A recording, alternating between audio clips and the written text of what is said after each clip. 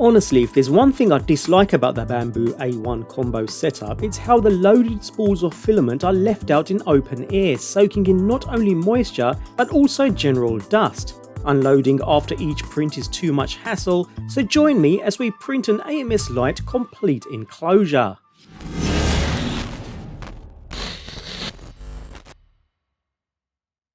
Although there's nothing wrong with the open design of the AMS Lite system, I prefer a closed design to protect from dust and keep the humidity down somewhat, and the best solution I've come across during my research is this freely available complete enclosure from MakerWorld. While there are several refined versions by other users, the default core model can be downloaded and comes complete across these 10 plates, so there's a fair bit to print here. Taking a closer look then, the first 2 plates consist of the actual buckets in which the spools sit. These can be printed as is and will connect to each other, covering one side of the AMS system, so you need to print 2 of each of these for a complete set.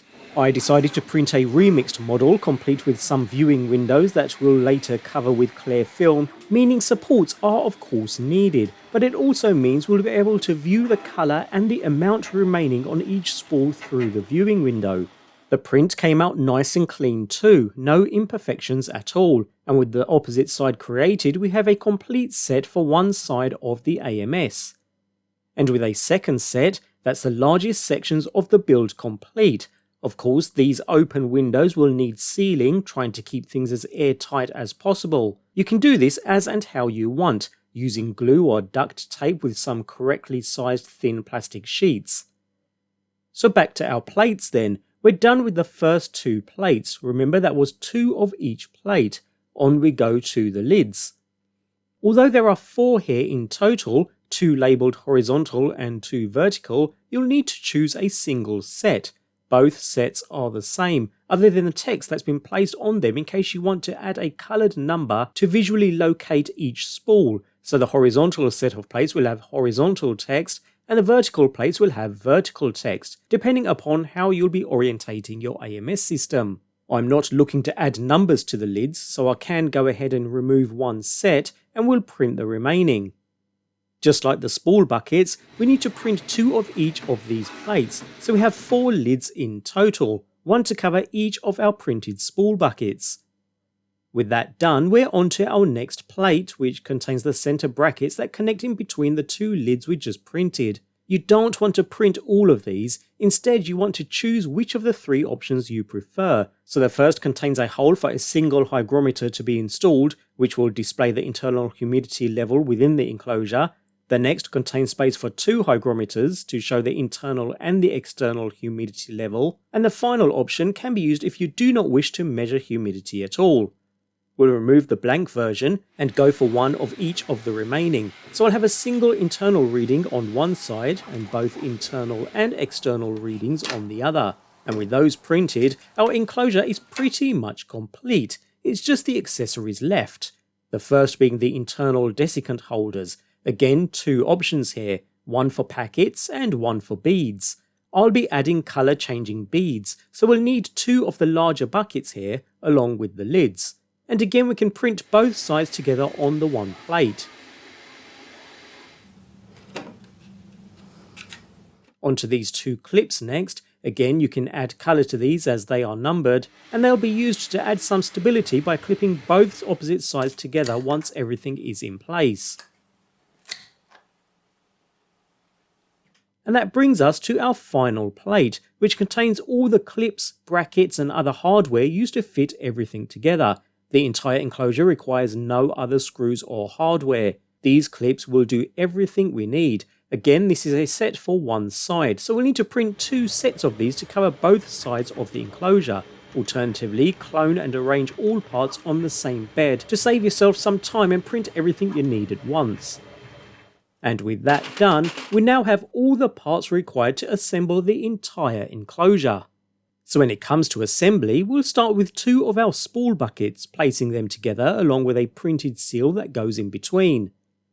These are held tightly together using some of the printed clips. Simply press down and they snap into place. This can be quite tough, but it's what creates that airtight seal, holding all 3 parts together rather securely. On to the filament guide holes next. Depending upon which side the enclosure is being installed onto, you'll need to plug the 2 unused holes closed with the printed stoppers, which push into place, and the 2 open filament guides into the remaining 2 holes. Taking note that these open holes need to line up with the filament guides in the AMS Lite unit itself. Finally, install 3 clips onto each bucket by push fitting the ends into the rounded indentations in the enclosure. Note that the flat side of the clip should be facing upwards when in the closed position. This is now ready for installation onto the AMS Lite. I've gone ahead and mount my unit vertically to this wooden panel in order to save some desk space, although the enclosure obviously works just the same on the original AMS stand. Anyways, we start by removing the spool holders, and can then go ahead and slide the enclosure base into position, making sure the holes for the filament guides are pointing outwards, before reinstalling the 2 spool holders, matching up the colours of course. With that done, we can go ahead and load our spools of filament as normal. The enclosure holes line up with the AMS system nicely, so there's no issues here at all.